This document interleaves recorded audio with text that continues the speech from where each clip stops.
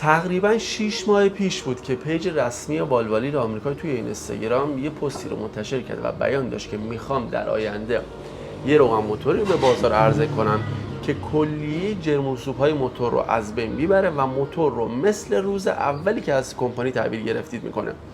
و جالب اینه که نشتی روغن موتوری هم اگر داشته باشید از بین میبره. بعد 6 ماه این محصول اومد به حاشیه خلیج فارس و ما تونستیم فقط 2 کارتون به صورت مسافری تهیه کنیم بیاریم به مجموعه شهرقان. همونطور که میدونید واردات محصولات آمریکایی به ایران ممنوع. از فیلم بردار خواهش می‌کنم بیا جلو.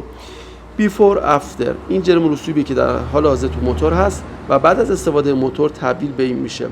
با کیفیت ترین محصول والوالین آمریکا، سطح کیفی اسپی فول سنتتیک، امروز تو مجموعه شهرقانه. همین الان میتونید از سایت خریدتون رو انجام بدید.